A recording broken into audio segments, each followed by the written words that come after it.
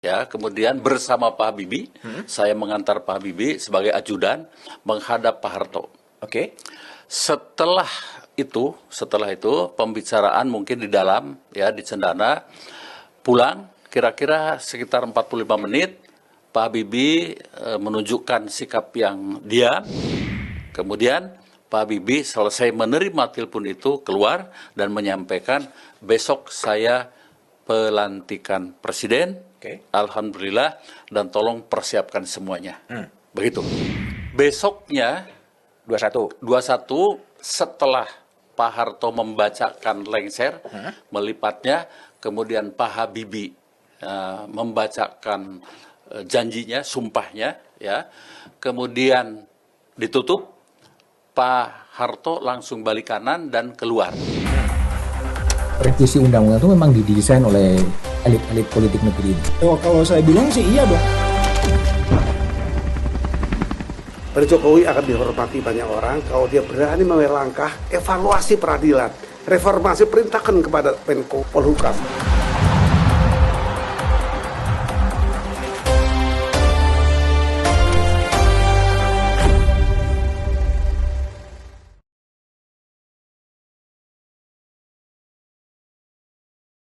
Hari ini adalah bulan Mei 2023. Ketika kita berbicara bulan Mei, orang teringat pada sebuah gerakan yang namanya Gerakan Reformasi di tahun 1998. Dan sekarang sudah 25 tahun reformasi itu berlangsung di Republik ini.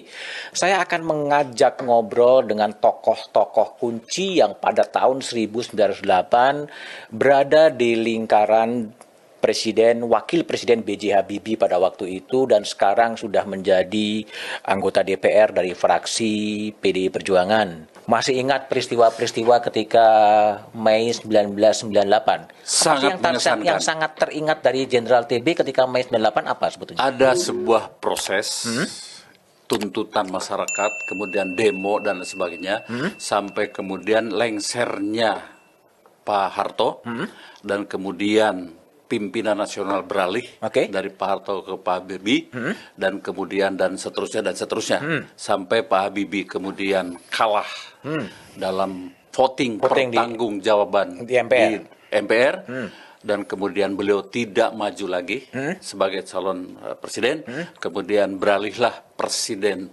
kita itu kepada Gus Dur. Menarik menurut hemat saya untuk kita diskusikan. Dulu ketika Mei 98, Jenderal TB berada sebagai ajudan dari Wakil Presiden B.J. Habibie. Iya, saya waktu itu menjadi ajudan Pak Tri Sutrisno. Ajudan Pak Tri? Ya. Pak Harto itu masih presiden. Ya, kemudian Pak Tri Sutrisno kemudian diganti oleh Pak Habibie tahun 98. Kalau tidak salah sekitar bulan Maret. Ya. Kemudian saya diminta kembali menjadi ajudan wakil presiden dan sudah Pak Habibie. Nah, kemudian pada bulan Mei itu hanya waktu yang singkat, ya. Kemudian Pak Harto lengser, ya. Kemudian Pak Habibie meneruskan, dan saya diminta juga untuk menjadi ajudan presiden Pak Habibie waktu itu. Begitu. Jadi banyak orang yang kemudian juga bertanya, itu gimana sih proses dibalik peralihan kekuasaan dari Pak Harto ke Pak Habibie pada waktu itu? Ya, menarik.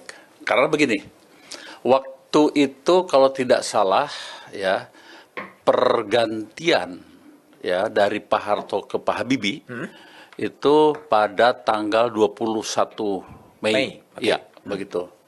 Kemudian malamnya itu jadi tanggal 20 malam saya mendapatkan tugas sedang piket, ya. Kemudian bersama Pak Habibie, saya mengantar Pak Habibie sebagai ajudan menghadap Pak Harto. Setelah itu pembicaraan mungkin di dalam, ya di Cendana, pulang kira-kira sekitar 45 menit, Pak Habibie menunjukkan sikap yang diam, ya, dan menyampaikan pada saya kemungkinan Pak Harto besok akan lengser. Ya. Lalu saya sampaikan, kalau begitu mungkin Bapak Wapres yang naik. Beliau diam saja. Ya. Kemudian turun, ya. Setelah itu selesai. Kira-kira jam 9 saya dapat telepon dari Cendana, dari ajudan yang mengatakan pada saya bahwa besok Pak Harto lengser dan Pak Habibie akan dilantik menjadi Presiden Republik Indonesia. Saya sampaikan sebaiknya jangan kita-kita yang membicarakannya. Lebih baik diminta Pak Harto langsung. Begitu. Kemudian Pak Harto tidak berkenan dan akhirnya kita minta Sekretaris Negara waktu itu adalah Pak Sadilah Mursyid untuk menyampaikannya. Dan kemudian kami hubungkan bukan pidato tapi telepon telepon dari Pak Sadilah Mursyid dari Cendana, kemudian kami sambungkan dengan Pak Habibie dan kemudian diterima. Kemudian Pak Habibie selesai menerima telepon itu keluar dan menyampaikan besok saya pelantikan presiden. Alhamdulillah, dan tolong persiapkan semuanya. Begitu. Itu waktu pelantikan presiden itu Pak TB Hasanuddin membawa semacam sumpah presiden ya? Saya yang waktu dibacakan itu Pak pagi ya membawa map sumpah presiden yang nanti akan dibacakan oleh beliau dan beliau nanti disumpah oleh Ketua Mahkamah Agung di Istana Negara. Tapi yang juga menarik Jenderal TB kalau bisa diceritakan kenapa hubungan dari Pak Harto dan Pak Habibie itu bisa begitu renggang dan sampai kemudian Pak Harto wafat, pertemuan antara Pak Habibie dan Pak Harto itu nggak terjadi? Iya. Kalau kita lihat tanggal 20 kan Pak Harto dengan Pak Habibie masih ada pertemuan di Cendana. Ya. Besoknya 21 setelah Pak Harto membacakan lengser melipatnya, kemudian Pak Habibie membacakan janjinya, sumpahnya, ya. Kemudian ditutup, Pak Harto langsung balik kanan dan keluar. Lalu saya dapat perintah dari Pak Habibie, kemana Pak Harto? Ke sana Pak, kita kejar. Pak Harto sudah naik kendaraan. Sehingga mulai saat itu Pak Habibie tidak pernah ketemu lagi dengan Pak Harto. Sampai akhir hayatnya. Apa yang menyebabkan hubungan antara Pak Habibie dan Pak Harto kemudian bisa seakan-akan ada putus arang atau apa hubungan yang tidak cukup baik sehingga nggak pernah ketemu? Secara detail ya, saya kurang tahu. Ya, saya kurang tahu dalam hal ini, mungkin ya hanya Pak Habibie dan Pak Harto yang tahu persis karena ini masalah politik tingkat atas ya waktu itu. Politik tingkat atas ya? Iya. Tapi kan ketika sebelum terjadinya kerusuhan itu kan Pak Harto berada di Mesir. Iya. Jadi kalau kami lihat begini, ada event yang saya tahu itu Pak Harto tidak begitu happy. Tidak begitu happy? Iya. Ketika beliau sedang ke Mesir, kemudian terjadi demo yang cukup keras. Ya, begitu. Lalu ketika itu Pak Harto kembali, tidak sesuai jadwal. Jadi artinya lebih cepat. Kami menghubungi ajudan di sana dan izin untuk menjemput. Karena seperti kebiasaan protokoler. Keprotokolannya bahwa ketika Presiden kembali, Wapres harus menjemput.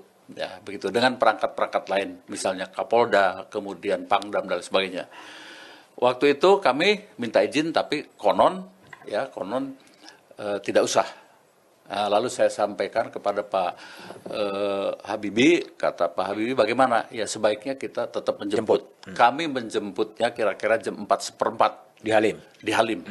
Kemudian kira-kira hampir jam 5, pesawat kepresidenan turun, Pak Harto turun, Pak Habibie mau menyalami, Pak Harto tergesa-gesa barangkali, sehingga tidak sempat menyalami. Nggak sempat salaman juga? Tidak sempat salaman, langsung masuk, ya. Kemudian pintu ditutup, langsung berangkat. Dan kemudian setibanya di Cendana, konon ada rapat. Siapa yang hadir waktu itu kami tidak tahu. Nah, Pak Habibie menanyakan, gitu. Saya dengar ada rapat di Cendana dipimpin Pak Harto. Rapat apa? Kami tidak tahu Pak, belum dapat informasi. Kemudian Di situ Pak Habibie mulai bertanya-tanya. Saya kemudian meminta informasi kepada Pak Watik Pratikno, waktu itu adalah staf khusus Pak Habibie, staf khusus Wapres, tetapi juga beliau tidak juga mendapatkan informasi tentang rapat khusus tersebut. Begitu. Nah, ketika Pak Harto berada di Mesir dan terjadi unjuk rasa, kan pengendali kekuasaan kan Pak Habibie pada waktu itu. Waktu itu ya. Tapi apa yang kerja oleh Pak Habibie untuk mengendalikan? Bisa jadi ya dianggap nah, ada pembiaran terhadap protes dan demo itu. Oh, bisa jadi. Bisa jadi. Bisa jadi. Ya, bisa jadi. Oke. Saya kurang tahu persisnya. Kurang tahu persisnya ya. Oke. Tapi kemudian yang fakta sejarahnya kemudian mengatakan bahwa Pak Harto berhenti sebagai presiden dan Pak Habibie kemudian dilantik sebagai presiden. Iya. Dan Jenderal TB Dan masih mulai dilantik itu Pak Habibie tidak pernah ketemu dengan Pak Harto. sampai kemudian Pak Harto akhirnya. meninggal. Ya, Jadi hubungannya betul-betul terputus ya. terputus. Walaupun Pak Habibie waktu itu berniat terus untuk bisa ketemu. Bahkan saya sudah diperintahkan oleh Pak Habibie menghadap Pak Harto dan saya sempat 2 kali ketemu sama beliau ya di tempat peristatannya. Kemudian dan menurut Pak Harto sudah teruskan saja bekerja dengan baik, biarkan saya istirahat begitu. Ya saya sampaikan kepada beliau dan menurut beliau ya sudah gitu. Dan Jenderal TB masih mendampingi Pak Habibie sampai Pak Habibie kemudian selesai sidang istimewa MPR. Sidang istimewa MPR, kemudian sampai beralih kepada Gus Dur, ya, dan kemudian selesai tugas saya sebagai ajudan Pak Habibie waktu itu. Selesai tugas. Mendampingi presiden pada masa-masa penuh gejolak. Betul. Apa ada yang menarik yang Jenderal TB rasakan ketika mendampingi Pak Habibie di masa penuh pergolakan seperti itu? Banyak. Apa itu misalnya? Ya, misalnya antara lain saya dapat informasi misalnya dari kalau sekarang mungkin kabin ya. Kabin. Kalau dulu itu Pak Jet A. Maulani itu Kabakin. sebagai Kabakin. Kabakin. Oke. Ya. Saya tiba-tiba malam hari begitu ditelepon bahwa ada pasukan liar. Nah, begitu. Ya saya malam-malam lalu saya koordinasikan dengan Pas Pampres begitu, komandan grup 1 waktu itu seorang kolonel, lalu saya sampaikan perkuat kita ya penjagaan dan saya mengambil senjata pribadi, saya tidur di bawah tempat tidurnya Pak Habibie. Tidur di bawah tempat tidurnya Pak Habibie? Iya, Oke. begitu. Jadi ada pintu begitu. Malam-malam Pak Habibie mau sholat tahajud, melangkahi saya dan beliau tanya, Hasanuddin, siapa ini? Begitu. Saya Pak Hasanuddin, saya bilang begitu. Begitu. Dan kemudian, oh ya sudah, tidak ditanya apa-apa. Saya melaksanakan tugas di sini. Oke, bagus, begitu. Ya. Tapi sampai subuhnya juga tidak ada juga yang namanya pasukan liar itu. Saya tidak tahu informasi itu dari mana. Tapi saya sebagai prajurit ya yang waktu itu ajudan ya siap ya melakukan tindakan apa saja untuk menjaga presiden bersama anggota Pas Pampres yang jaga waktu itu. Itu sesuatu yang lazim dari sisi pengamanan presiden ketika seorang ajudan kemudian tidur di bawah ranjangnya presiden. Ya kalau dalam keadaan terpaksa apapun kami lakukan untuk kesiapan begitu. Itu Pak Habibie tinggal di Patra ya? Pak Habibie di Patra. Dan kenapa dulu ide sampai Pak Jenderal TB Hasanuddin kemudian memilih tidur di bawahnya Pak Habibie sebenarnya? Ya untuk kesiapan. Kesiapan. Kalau terjadi apa-apa ya keadaannya. Kami tidak tahu seberapa jauh, seberapa besar bahwa pasukan liar itu akan hadir dan pertempuran akan seperti apa, kami di luar perkiraan. Lalu terakhir ini banyak orang yang bertanya, apa betul itu ada pasukan liar? Saya bilang yang mengatakan itu adalah sebagai seorang jenderal dan kepala BIN, yang kalau sekarang kepala BIN ya. Gitu. Itu kan memiliki Sumber informasi yang valid lah A1 ya disampaikan begitu. Tapi ternyata Tidak ada juga pasukan liar itu. Ya, itu yang pertama. Yang kedua, suatu saat kebetulan saya dinas lagi. Lalu saya ditelepon lagi bahwa hati-hati, Presiden akan diracun. Presiden akan diracun? Iya, Oke. begitu. Lalu saya diracun. Saya tidak tanya siapa yang meracun dan yang penting saya harus protek Presiden seoptimal mungkin. Racun bisa melalui makanan, minuman, dan sebagainya. Mulai saat itu, makanan, minuman kami sortir. Begitu. Bahkan petugas yang masak pun kami kawal untuk belanja. Saya sampaikan, belanjanya jangan di tempat situ. Tempat lain, begitu. Pasar lain, dan sebagainya. Lalu kami rahasiakan ke Pak Habibie, ya. Tapi ketika makan siang, saya ditanya, wah ini makanan bersih ya? Maksud Bapak bagaimana? Katanya saya mau diracun. Oh bersih Pak. Pak Habibie juga tahu? Saya tidak tahu ya dari mana Pak Habibie itu tahu bahwa beliau akan diracun. Rupanya mungkin dari ibu. Dan ibu mungkin dari pelayan di dapur. Oke. Karena pelayan di dapur ketika belanja, saya perintahkan untuk dikawal dan belanja tidak di Lengganan, tapi tempat lain, begitu, ya. Ya cukup menarik. Cukup menarik cerita-cerita di balik layar Di balik itu. Tapi Iya. ketika kemudian Pak Jenderal TB, ketika kemudian Pak Habibie pertanggungjawabannya di sidang istimewa MPR ditolak, itu gimana suasana pada Iya. waktu itu sebenarnya? Kami cukup kagum ya. Ya. Waktu itu saya ajudan ketika pertanggungjawaban itu ditolak hanya karena masalah Timur, ya. Kalau tidak salah sekitar perbedaan 32 suara Ya. saja. Ya. Kemudian waktu itu kami itu sudah hampir subuh, menjelang subuh itu, ya, di MPR ada voting itu. Lalu kami dapat informasi seperti ini, lalu beliau sampaikan, sudah, kita serahkan sama Allah. Ayo, kita sholat. Siapa? Saya pikir mau sholat di musola beliau, di belakang. Lalu saya mau nyiapkan sajadah. Tapi belum, enggak. Kita ke Istiqlal. Jadi kami menuju ke Istiqlal, sholat di situ, ya, sholat malam dan dilanjutkan dengan sholat subuh. Selesai sholat subuh, kami pulang dan Ibu Ainun sudah menyiapkan bubur. Kami makan bubur hangat. Itu setelah pertanggungjawabannya ditolak oleh sidang istimewa MPR. Iya, begitu. Jadi ya biasa saja. Suasana kebatinannya ya fine saja.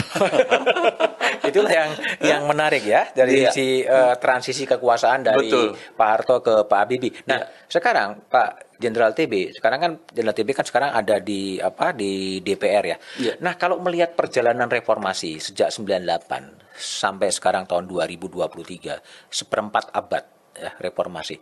Evaluasi Jenderal TB Hasanuddin apa Iya. terhadap reformasi itu? Kalau berbicara evaluasi, maka kita melihat dulu gerakan 98 itu motivasinya apa. Oke. Awalnya itu kan soal KKN dan demokrasi. Korupsi, kolusi dan nepotisme. Oke. Korupsi, kolusi, dan nepotisme. Ya, oke. Kemudian yang kedua masalah demokrasi. Melihat atau berbicara demokrasi kan adalah kebebasan berpendapat. Oke. Dan sistem demokrasi yang kemudian diharapkan demokrasi itu ya tidak seperti yang dilakukan di era Orde Baru. Oke. Oke, itu kan awalnya gerakan-gerakan mahasiswa, gerakan masyarakat dan sebagainya. Nah, mari kita lihat ya. Saya tidak mengatakan bahwa reformasi itu gagal, tidak. Oke. Tapi barangkali belum berhasil secara total. Belum berhasil secara Belum total. benar. Artinya masih banyak kekurangan yang harus diteruskan, ya, direformasi ulang. Itu, ya. Misalnya saja begini, soal korupsi dan penegakan hukum, ya, korupsi rasanya sekarang menjadi merajalela, ya. Sekarang menjadi merajalela. Betul. Kalau dulu kita dengar kan target, wah yang menjadi korupsi dan nepotisme itu adalah elit bagian atas. Oke. Sekarang sampai ke kepala desa pun di bawah terjadi korupsi kan. Buktinya dari mana? Banyak juga yang kepala desa, pimpinan di daerah pada tataran desa itu melakukan tindak pidana korupsi. Artinya korupsi itu sudah menyebar kemana-mana. Saya belum menghitung perbandingan korupsi di era Orde Baru dengan reformasi. Saya tidak sempat, tetapi gerakan-gerakan korupsi atau keinginan orang untuk melakukan korupsi itu sudah merajalela kemana-mana. Dan itu menjadi tugas pokok kita semua melanjutkan agar reformasi ini berhasil. Oke, itu korupsi. Yang tadi yang kedua adalah soal demokrasi. Yang esensinya adalah kebebasan berpendapat, kebebasan berorganisasi. Saya akan soal kebebasan berpendapat. Ya, dulu kan tidak bisa. Orang ngomong, mohon maaf, bisa hilang. Hari ini ngomong terlalu keras, mungkin bisa hilang dan lain sebagainya, diculik. Ya. Ya. Sekarang orang bisa ngomong bebas. Tetapi kalau saya lihat yang diomongin bukan substansi, ya, malah caci maki, ya, mengeluarkan kata-kata yang kurang beradab. Itu bisa disampaikan. Nah, substansinya tidak, tapi kata-kata yang tidak pas, ya, sebagai orang Indonesia yang konon beradab itu hilang, ya. Kalau berbicara lagi demokrasi, misalnya saja pemilihan, ya, pemilihan atau pilkada lah, kepala daerah. Kemudian pemilih anggota DPR dan sebagainya, ada yang namanya pemilihan langsung. Setiap orang menyalurkan haknya, hak berdemokrasi, memilih pimpinannya, memilih aspirasinya, dan lain sebagainya. Bebas, itu bagus. Tetapi menurut hemat saya, kita belum terlalu siap, terlalu cepat. Karena apa? Nyatanya di dalam setiap yang saya tahu pengalaman saya untuk menjadi kepala daerah, bupati, wali kota di tempat tertentu itu butuh anggaran sekitar 60 miliar. Oh, untuk membiayai itu. Untuk membiayai. Mari kita hitung. Masa baktinya 5 tahun. 12 bulan kali 5, 60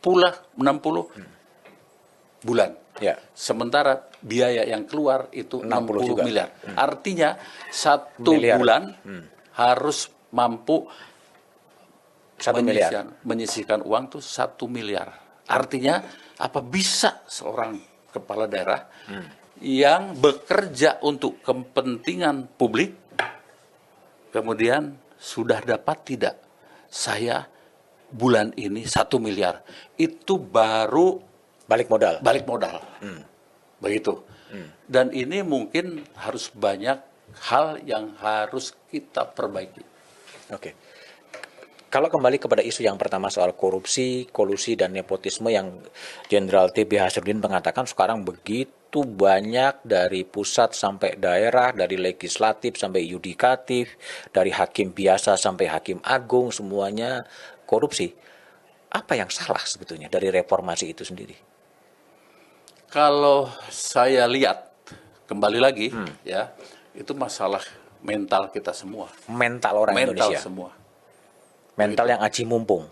Aji mumpung, dan kemudian juga sistem yang ada yang memungkinkan orang perlu ya mencapai sesuatu dengan totalitas uang. Dan itu juga memunculkan ya mereka yang mendapatkan kekuasaan dengan cara uang, dan kemudian uang itu harus kembali lagi. Artinya boleh dikatakan bahwa reformasi ini bergerak mundur dong? Kalau menurut hemat saya, lorong itu sudah ada. Lorong sudah ada? Sudah ada. Untuk menuju demokrasi yang baik dan benar. Tetapi menurut hemat saya, kembali lagi, ini perlu kembali daripada penyelenggara negara itu. Baik eksekutif, legislatif, dan yudikatifnya harus kita benahi dari diri kita masing-masing. Apakah itu berarti bahwa demokrasi ini gagal untuk memilih siapa pemimpin-pemimpin yang di daerah maupun di pusat yang kemudian tidak terjebak kepada virus korupsi? Kalau gagal, saya kira saya tidak mengatakan itu ya, karena nyatanya ada juga Yang di baik. beberapa daerah lahirlah pemimpin-pemimpin yang baik, begitu. Tetapi kita harus sama-sama memperbaiki semuanya, sehingga dalam catatan saya itu reformasi ini yang pertama kita harus ada political will dari kita semua, termasuk dari pemerintahan. Itu yang pertama. Yang kedua, kita harus terus melahirkan regulasi yang lebih baik, yang menjurus kepada suasana berdemokrasi secara baik. Kemudian yang ketiga, kita harus terus memberikan penegakan hukum yang baik, ya, tidak berat sebelah dan lain sebagainya, ya, dan tidak pilih bulu. Dan yang terakhir, kita harus melahirkan birokrasi yang mampu melayani kepentingan publik. Itu. Kalau 4 item ini bisa, insya Allah reformasi itu akan tercapai sesuai dengan cita-cita kita tahun 98. Ya. Artinya ini reformasi apa? Reformasi kemudian dibajak gitu oleh kelompok-kelompok yang sebetulnya anti terhadap reformasi, atau apa yang sebenarnya terjadi? Saya kira begini ya, capaian demokrasi yang ingin dicapai oleh Indonesia ini terlalu panjang. Terlalu panjang. Terlalu panjang. Teorinya 10 tahun itu kita sudah masuk kepada zona demokrasi Matang. yang matang. Oke. Begitu. Tapi kalau terus berlarut-larut yang terlalu panjang, ini bisa membahayakan keutuhan NKRI. Termasuk bisa membahayakan terhadap daya tahan setiap warga. 25 tahun kita setia pada jalur reformasi, 25 tahun kita setia pada jalur demokrasi, dan itu sudah dianggap terlalu lama. Iya. Harusnya masa peralihan itu cukup 10 tahun. Dari era Demokrasi Pak Harto, ya, otoritarian. Kemudian 98, kemudian tambahlah 10 tahun, itu sudah harus mulai selesailah masa transisi itu. Kenapa demokrasinya bisa menjadi terlalu lama? Nah, itu. Saya kira keempat poin itu yang menurut hemat saya kurang mendapatkan perhatian kita semua. Karena saya ingat pesan Pak Hatta, seperti apapun di Republik itu, Muhammad Hatta. Sangat tergantung pada para penyelenggara negara itu. Tapi kan para penyelenggara negara itu kan dihasilkan atau dipilih berdasarkan cara-cara demokratis. Iya, teorinya begitu. Teorinya begitu. Ya, tapi apakah rakyat kita sudah siap berdemokratis? Itu menjadi pertanyaan utama. Apakah kemudian ketika kemudian ini dianggap terlalu lama, apakah kemudian kita harus berputar balik untuk memoderasi demokrasi atau gimana? Saya kira tidak. Ya, kita tidak bisa mundur. Oke. Tetapi mulai sekarang dengan ucapan-ucapan teman-teman di lapangan harus ada reformasi jilid kedua. Reformasi jilid kedua. Iya, artinya mereformasi apa-apa yang tidak tepat kita lakukan di era sekarang ini. Misalnya tadi soal korupsi yang tetap merajalela. Ya, kemudian juga demokrasi yang misalnya money politics. Oke. Ya, dan lain sebagainya, itu ya harus kita lakukan. Walaupun sebetulnya kalau mau lihat sebesar apapun ada nilai-nilai positif yang kita dapatkan dari reformasi itu. Jangan menampikanlah, ya begitu. Oke, ada sisi tadi kan sisi gelap dari reformasi 25 tahun adalah korupsi, kolusi dan nepotisme tetap merajalela. Itu satu hal fakta yang tidak bisa kita abaikan. Yang kedua adalah kebebasan yang sebebas-bebasnya kadang-kadang tidak menjadi substansi tapi menjadi ucapan kebencian, ungkapan ketidaksukaan dan lain sebagainya, itu sebagai sisi gelap dari reformasi. Sisi positif yang Jenderal TB Hasnuddin tangkap dari reformasi apa? Ya, misalnya saja masalah kehidupan sosial. Oke. Ya, kan sekarang hak untuk mendapatkan kesehatan dan pelayanan kita sudah cukup bagus lah ya. Kemudian orang menyampaikan aspirasi, kan banyak juga yang baik dan kemudian sesuai prosedur. Ya, walaupun ada segelintir orang yang kemudian tidak bisa memanfaatkan, mengartikulasikan dari pendapatnya. Yang muncul adalah kata-kata kotor dan lain sebagainya. Ya, ada lah begitu. Tinggal kita perbaiki ini. Mari bersama-sama perbaiki yang negatif-negatif dari produk reformasi kita, itu kita perbaiki. Yang baik kita teruskan. Otonomi daerah adalah produk reformasi. Ya. Ya, dulu kan NKRI provinsi dan kemudian kabupaten dan kota. Gimana evaluasi Jenderal TB Hasnuddin terhadap praktek otonomi daerah sekarang? Otonomi itu ya dilahirkan tadinya itu untuk menghilangkan sentralisir kekuasaan. Supaya apa? Supaya wilayah Indonesia yang luas itu bisa dibangun secara adil. Dan seluruh sumber daya alam, sumber daya manusia di daerah bisa dibangkitkan untuk kepentingan wilayah. Kalau wilayah itu tertata dengan baik, kemudian adil, sejahtera, maka Indonesia itu menjadi sebuah negara kesatuan yang adil dan sejahtera dan merata. Yang ada sekarang itu adalah munculnya sebagian, saya mengatakan sebagian ya, raja-raja kecil yang memanfaatkan sumber daya itu ya. Walaupun ada ya pemimpin yang bernilai positif, benar-benar misalnya mengangkat harkat dan derajat rakyat di wilayahnya ya, kemudian tetapi juga saya lihat hampir atau bahkan lebih dari separuh kepala daerah malah masuk penjara, ditangkap KPK. Oke. Kalau kita konkretkan, misalnya dalam Jenderal TB pasti mengikuti dalam kasus Lampung, Gubernur Arinal Junaidi, yang kemudian ada seorang TikToker yang kemudian memprotes jalanan-jalanan rusak yang ada di Lampung, sampai kemudian Presiden Jokowi harus datang ke sana dengan mobilnya dan kemudian terpaksa pemerintah pusat kemudian juga harus menanggung turut tangan melakukan seperti itu. Gimana menjelaskan kasus lokal di Lampung ini dengan ini kan otonomi daerah dipilih ternyata gagal atau minimal menghasilkan pemimpin yang tidak amanah terhadap kemaslahatan dari rakyat? Saya melihat begini, yang pertama itu sekarang penggunaan media sosial itu begitu dahsyat. Bahkan kasus-kasus yang lain di jalanan pun misalnya yang dilakukan oleh oknum polisi bisa di video, kemudian disiarkan dan ditangkap.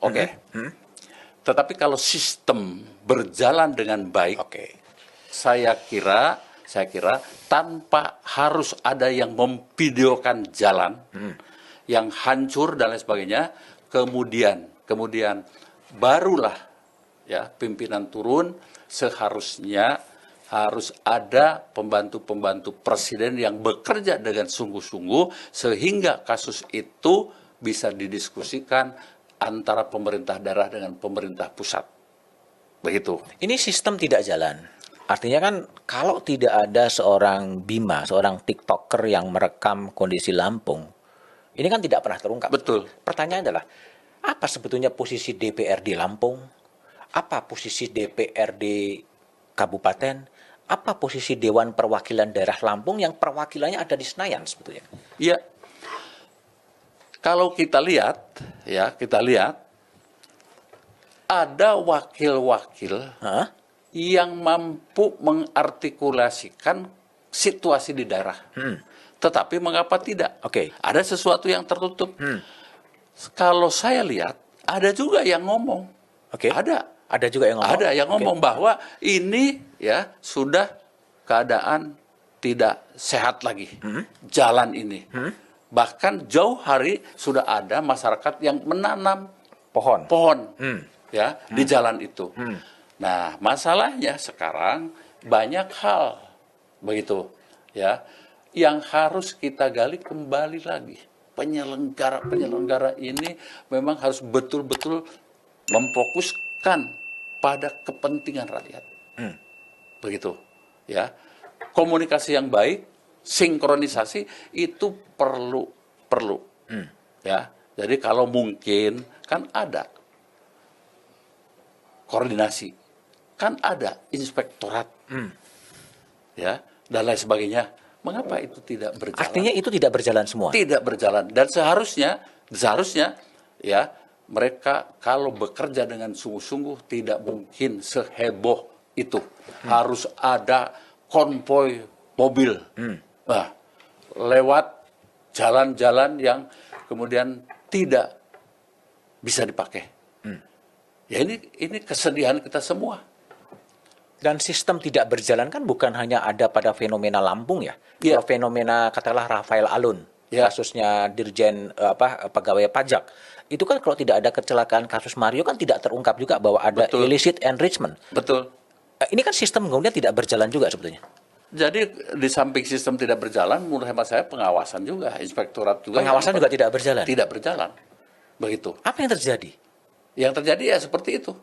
Enggak, demokrasi kan asumsinya kan penguasaannya begitu lebih kuat, lebih kenyang, tapi kan kemudian semuanya menjadi letoy atau menjadi apa? Tidak bermanfaat sebetulnya. Begini, Pak. Ya. Yang saya rasakan juga, nih di DPR misalnya. Itu kan setiap ada rapat dengan pemerintah atau rapat dengar pendapat. Itu kan banyak yang mengkritisi itu. Oke. Tetapi apakah kekritisan itu ekuivalen dengan kemudian produknya? Belum tentu. Kritik, Ya. tapi tidak ada tindak lanjut maksudnya. Ya, tidak ada tindak lanjut. Dan misalnya lembaga legislatif juga kan tidak ada cara untuk misalnya katakanlah dari pihak pemerintah itu melakukan sesuatu atas dasar kritik dari DPR agak sulit, Pak. Misalnya begini, saya mengkritik sebuah lembaga atau kementerian di DPR. Bla bla bla bla seperti ini. Lalu saya punya sanksi apa ketika kritik itu tidak dijalankan? Coba jawab pada saya. Sulit. Ya sudah. Karena selesai. tugas DPR hanya parle. DPR sudah hanya parle. Bicara. Le parle. Ya itu adalah parlemong. Ya. Sudah. Begitu. Tidak bisa kita kalau kemudian ya anggaran kita potong. Tidak semudah itu. Karena kewenangan pemotongan anggaran itu ada di pihak pemerintah juga. Sehingga yang ada di DPR itu cuman perdebatan yang kemudian kadang-kadang memanaskan semuanya. Begitu. Memanaskan semuanya tapi kemudian didinginkan di balik kamar yang lain.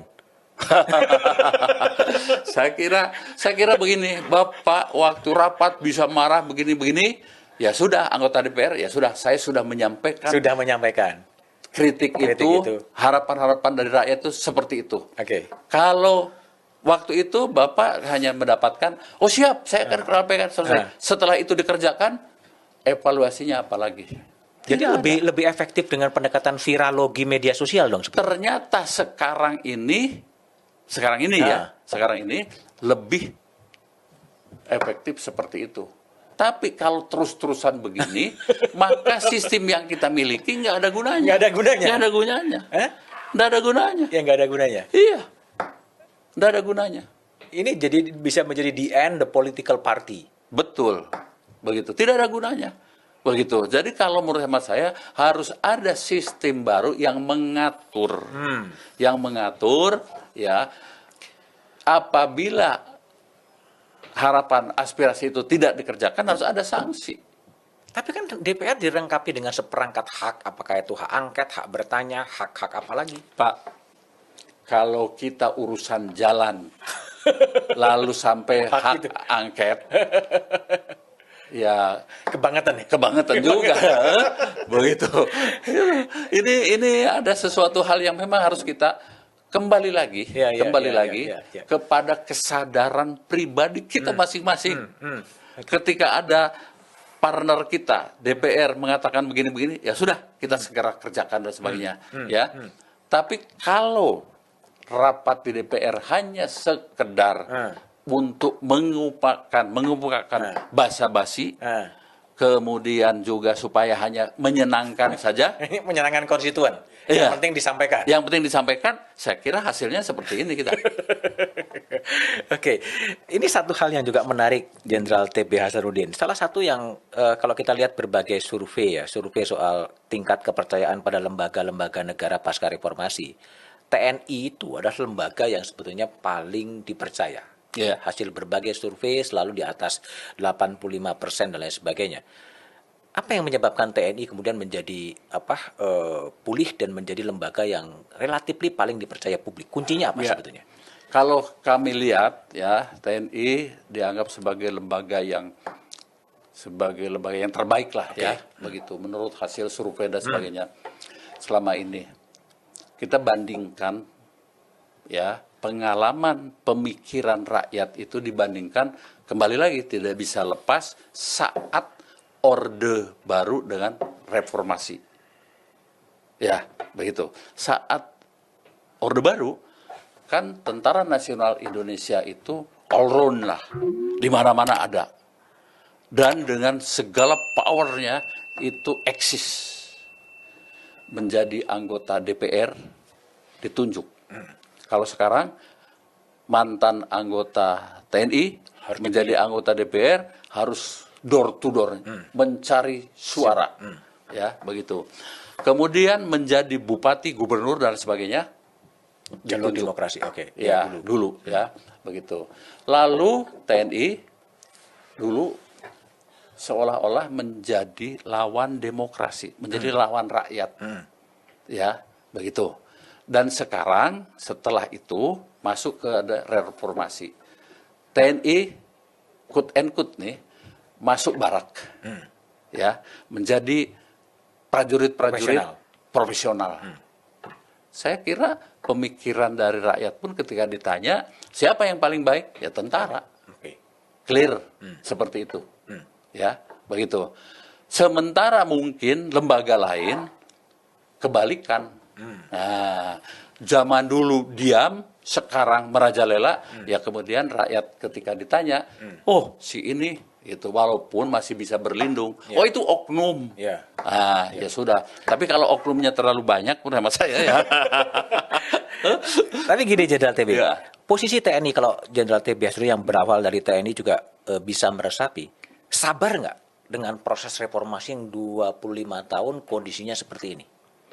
Maksudnya yang sabar siapa? Sabar dalam artian apakah TNI oke, memang ini reformasi menghendaki dia menjadi profesional prajurit, reformasi yang nggak karu-karuan, korupsi, kolusi dan nepotisme masih terjadi, demokrasi, kebebasan berpendapat masih kebablasan, dianggap kebablasan, posisinya itu akan setia pada jalur ini. Saya melihatnya ya, TNI sudah profesional, ya. Mereka yakin dan tahu posisinya, ya, sebagai prajurit nasional, prajurit profesional, ya, yang hanya akan mengabdikan dirinya kepada kepentingan bangsa dan negara. Ya. Tapi juga ada 1-2 yang kemudian barangkali mengekspresikan sikapnya melalui tulisan dan sebagainya. Dan kembali lagi, kalau menurut hemat saya, di era demokrasi sah-sah saja, ya sah-sah saja karena pemikiran seseorang kan tidak bisa dibelenggu. Tetapi yang penting jangan kebablasan, ya begitu. Ya biarkan aja kalau berpendapat. Oke. Ya, begitu. Kalau masuk kembali ke TNI dengan revisi undang-undang TNI yang sekarang juga mulai didiskusikan adalah keinginan TNI untuk anggarannya tidak di bawah Kementerian Pertahanan tetapi langsung kepada Kementerian Keuangan. Nah, begini ya. Supaya diketahui nih, karena saya juga mantan prajurit TNI ya. Operasi TNI, gerakan TNI, atau upaya tindakan dan kegiatan yang dilakukan oleh TNI, itu semua sumbernya nih, ya, itu adalah dari konsep-konsep pertahanan. Jadi tidak ada, misalnya Tentara Republik Indonesia, TNI ini, Tentara Nasional Indonesia itu kemudian melakukan operasi, bahwa dia operasi sendiri, tidak. Operasi itu selalu menjadi bagian dari rencana atau strategi pertahanan. Dan kebijakan pertahanan itu bukan ada di TNI, tetapi ada di Kementerian Pertahanan. Oke. Sehingga kebutuhan anggaran dari apa yang dilakukan TNI itu harus melalui Kementerian Pertahanan. Nah, kalau menurut Jenderal TB memang harus lewat Kementerian Pertahanan. Kalau sekarang ada aspirasi TNI sebaiknya pengajuan anggarannya langsung kepada Kementerian Keuangan. Ini sebuah bentuk ketidaksabaran terhadap positioning baru TNI setelah reformasi atau gimana? Begini, saya sudah 3 periode Anggota DPR? jadi anggota DPR dan selalu di Komisi 1. Dulu kok nggak ada sih. Dulu nggak ada. Nggak ada. Ya, saya bisa menyebutkan siapa Menhannya, siapa Panglima TNI-nya dan sebagainya. Lalu sekarang kok ada? Apa? Saya tahu juga. Cuman barangkali ya kita selesaikannya secara adat lah. Ya, begitu. Ini bukan sistemnya, bukan undang-undangnya. Okay. Kalau ada disharmonisasi, ya jangan diganti undang-undangnya, silahkan saja diselesaikan secara adat antara lembaga yang satu dengan lembaga yang lain, begitu. Tidak mengubah undang-undang. Tidak mengubah undang-undangnya. Karena apa? Ya, bayangkan kalau TNI mengajukan sebuah anggaran, misalnya untuk kepentingan ini, dan ini kan didesain oleh Kementerian Pertahanan, tidak bisa juga, dan slot keuangan yang ada di Kementerian Keuangan itu adalah pertahanan, Kementerian Pertahanan, begitu. Ini bukan karena sikap cemburu atau iri terhadap Polri. Begini ya, mungkin cemburu yes, tetapi ya jangan kemudian undang-undangnya yang kemudian kita robah, begitu. Ada saya kira cara-cara lain. Ya, kembali lagi, saya punya pengalaman 14 tahun dan tahu persis pada era-era mana dan sebagainya. Ya ada saat yang baik-baik saja dan rukun-rukun saja. Rukun-rukun saja. Ya. Sekarang agak terjadi kurang rukun gitu. Saya kurang tahu itu. Satu hal lagi soal TNI, soal hak pilih dari TNI. Apakah ini akan tetap sampai sekarang kemudian TNI tetap tidak diberikan hak untuk memilih? Begini ya. Pertama, di dalam Undang-Undang Nomor 34 Tahun 2004 tentang TNI itu jelas dikunci, ya tidak boleh berpolitik praktis. Artinya tidak boleh ikut di dalam kegiatan politik praktis, termasuk punya hak pilih. Oke, ya. Saya setuju saja. Mengingat juga, coba kita lihat dalam kondisi demokrasi sekarang ini di Indonesia, ya, saya mengalami sebagai organ partai ketika Pilpres, betapa kerasnya itu.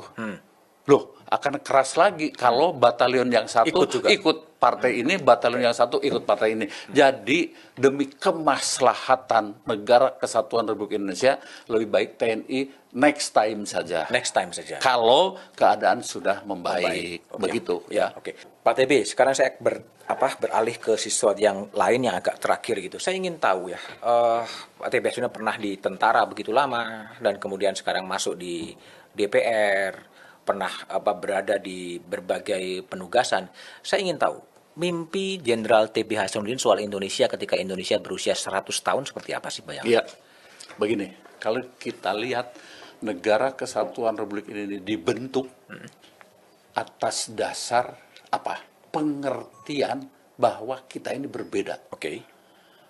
Multi agama, multi etnis, ya, multi karakter dan lain sebagainya. Lalu kita bersatu. Lalu kita ada payung yang namanya Pancasila. Selama ya pilar persatuan dan kesatuan itu kita mulai abai dan gagal, maka secara tidak langsung juga kohesi nasional itu akan selesai. Artinya Indonesia tinggal kenangan. Sehingga kata kuncinya adalah persatuan dan kesatuan di bawah payung negara kesatuan Republik Indonesia yang berdasarkan Pancasila. Oke, itu terlalu teoritis lah ya, begitu. Tapi aplikasi di lapangan ya harus mulailah. Semua aturan perundang-undangan dan pemimpin itu hanya satu kata, terjaganya nasionalisme itu. Jangan ada yang kemudian penguatan kelompok tertentu yang kemudian tidak seide dengan ideologi kita Pancasila. Kalau itu terjadi, kita akan menjadi barangkali Syria, kita akan menjadi negara-negara yang lain yang pecah. Begitu. Ini harus kita pertahankan dan kita butuh pemimpin yang menyatukan itu. Optimis Indonesia 100 tahun akan tetap menjadi Indonesia yang diharapkan oleh banyak orang menjadi negara yang ekonomi kuat dan lain sebagainya? Saya optimis. Dengan catatan kuncinya itu. Bisa mendapatkan pemimpin? Bisa. Asal perlu kesadaran dari kita semua di dalam memimpin, dalam mencari pemimpin yang baik. Oke. Kalau masalah, Jenderal TB pernah di berbagai tempat, apa sih sebenarnya masalah yang menjadi akar masalah dari bangsa ini sehingga bangsa ini ya tidak bergerak begitu pesat seperti negara-negara lain? Kalau saya lihat sumber perpecahan kita adalah perbedaan. Perbedaan menjadi masalah? Menjadi masalah ketika kemudian dalam setiap gerak langkah kita berbicara soal-soal yang sudah berbeda. Padahal perbedaan adalah given. Betul. Ya, saya kan tidak menolak dan tidak tahu bahwa saya akan menjadi etnis Sunda. Ya, saya harus menerima bahwa di kiri kanan saya itu adalah etnis lain. Begitu. Dan saya harus menerima ketika kami ada berbeda di dalam culture, dalam kultur. Begitu. Tapi kalau kami di dalam melakukan gerak tindakan kami selalu berpikiran soal perbedaan itu, kita tidak akan maju. Kita nggak akan maju. Artinya kita masih mempersoalkan perbedaan terus. Betul. Itu yang menjadi orang masalah. lain sudah mau ke bulan, istilahnya kita masih saja membicarakan tafsir. Begitu. Kita tidak akan maju, Pak. Oke. Kalau negara yang idaman dalam bayangan Jenderal TB Hasanuddin ini kira-kira ini loh negara yang kira-kira dalam alam imajinasi. Ini adalah negara yang memang sesuai dengan imajinasi seorang Jenderal TB Hasanuddin. Negara mana ya? Kalau dalam imajinasi, kalau ditanya, imajinasi. Ya harus ada kombinasi karena menurut pendapat saya tidak ada yang sempurna. Tidak ada yang sempurna. Tidak ada yang sempurna. Kalau dalam imajinasi yang perpaduan? Ya, kalau perpaduan misalnya saja, ya di Singapura itu, di Singapura orang apa berdemokrasi? Enggak. Tidak juga, tidak sekeras itu. Orang menjadi bisa diatur. Orang Indonesia datang ke Singapura, disiplin. Mau nyebrang, juga tolah-toleh dan betul-betul disiplin. Kenapa dilakukan di sini? Lalu ada apa? Begitu, ya. Di Jepang, orang betapa hormatnya satu sama lain, ya. Beda kakak kelas satu jadi di universitas, ketika di kantor dia menganggap senior dan betapa respeknya. Padahal itu semua yang ada di Singapura dan ada di Jepang itu adalah roh-roh kebiasaan kita. Kenapa kok kita hilang sekarang? Nah, kita harus kembali ke jati diri. Kembali ke jati diri. Begitu, menjadi bangsa yang besar, bangsa yang toleran, bangsa yang kemudian bisa maju bersama. Tidak ada gap ya satu sama lain. Jadi kita bisa mengabsorb kedisiplinan dari Singapura, mengabsorb penghormatan kepada senior dari Sebetulnya Jepang. kita sudah punya juga. Cuman kita kok hilang nyatanya. Kalau kita ke Jepang hanya untuk makan saja antri untuk dapat sepiring ramen bisa. Tapi kalau di sini Serudak-seruduk ya. Serudak-seruduk. Nah, begitu. Nyebrang itu ya di Singapura setelah jalan-jalan di mana itu? Orchard. Nyebrang udah tolak-toleh dan orang Indonesia dianggap paling disiplin. Tapi kembali ke Indonesia kok kenapa? Jadi ada sesuatu yang harus kita perbaiki, termasuk kita butuh figur-figur yang dapat menjadi teladan. Oke. Kalau figur yang menjadi teladan atau figur yang menjadi idola dari Jenderal T.B. Hasanuddin, pemimpin-pemimpin bangsa di dalam dan di luar negeri siapa? Kalau menurut saya Bung Karno. Dalam masalah kenegaraan, ya. Kemudian dalam hal jiwa juang dan kemiliteran, ya Panglima Sudirman. Sudirman. Iya. Kalau di luar negeri ada yang menjadi ini kok pemimpin menarik atau apapun itu? Saya tidak melihat. Tapi dua orang itu buat saya sudah cukup lah. Bung Karno dan Sudirman. Masih bisa kita menemukan Sudirman dan Bung Karno lagi di era 100 tahun Republik? Insya Allah akan lahir lah. Insya Allah akan lahir. Kalau asal kita tetap pada jalur yang benar. Oke, Mayor Jenderal TNI Purnawirawan Tubagus Hasanuddin, anggota Komisi 1 DPR yang telah saya ajak bicara ya soal transisi kekuasaan di era Presiden Soeharto ke Presiden Pak Habibie, berbicara soal reformasi dan juga berbicara soal Papua dan mimpi-mimpinya soal Indonesia ketika bangsa ini berusia 100 tahun di 17 Agustus 2045. Jenderal TB, terima kasih nuhun. Terima kasih. Revisi undang-undang itu memang didesain oleh elit-elit politik negeri ini. Kalau saya bilang sih iya dong. Pak Jokowi akan dihormati banyak orang kalau dia berani mengambil langkah evaluasi peradilan, reformasi, perintahkan kepada Menko Polhukam.